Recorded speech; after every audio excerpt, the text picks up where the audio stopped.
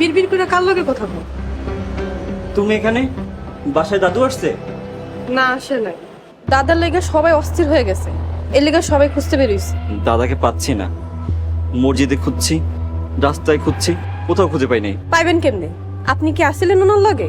আপনি কেমনে পারলেন রোজার মাসে এই বয়স্ক একটা লোকের রাইখা বন্ধুগুলোকে ঘুরতে যাইতে? বিশ্বাস করো, আমি ইচ্ছা করে কিছু করিনি। হঠাৎ করে আমার মন পরিবর্তন হয়ে গেল।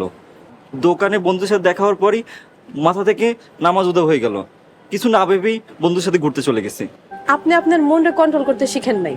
আপনার মনে শয়তানে এমন ভাবে বাসা বাঁধছে যে আপনার বিবেক পর্যন্ত নষ্ট হয়ে গেছে। সব দোষ আমার, সবকিছু আমার জন্য হয়েছে। এখন যদি দাদাকে খুঁজে না পাই, বাসায় মুখ দেখাতে পারবো না। ভাইয়া, দাদাকে খুঁজে পেলি?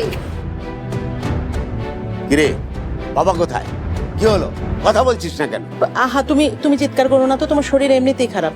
চলো আমরা উপরে যাই, উপরে গিয়ে থানাতে আর হাসপাতালে ফোন করি। চলো। চাচা যান, এভাবে রাস্তায় খাড়ায় আর কোনো লাভ নাই। চলেন আমরা বাসায় যাই। ভাইয়া, আর যদি দাদার কিছু হয়, আমরা কেউ তোমাকে ক্ষমা করব না। এই চলো তো।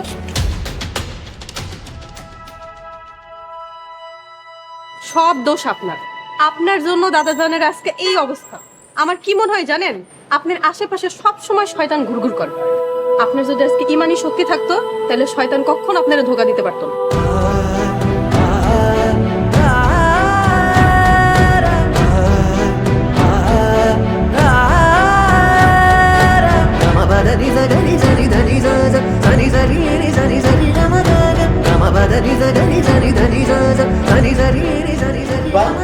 আপনি এখানে এতক্ষণ কোথায় ছিলেন?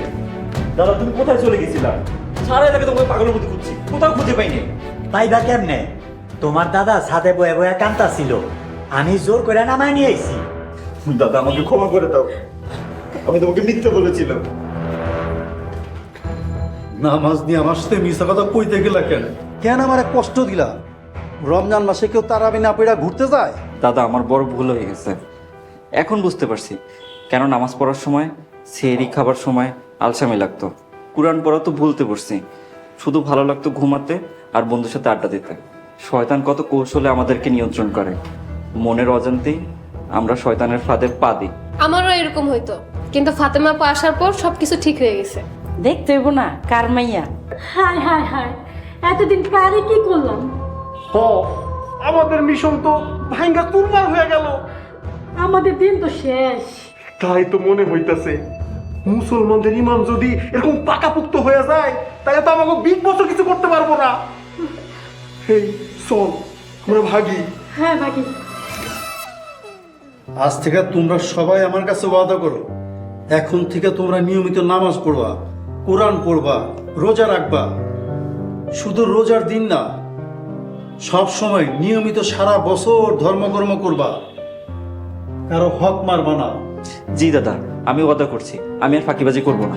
বাবা রফিক আর শফিক, তোমার কাছে আমার একটা আবদার আছিল।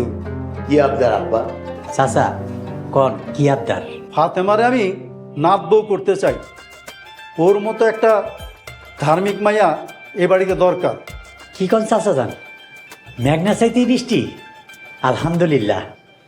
আমি স্বপ্ন দেখতেছি না তো, মনে মনে তো এটাই চাইছিলাম।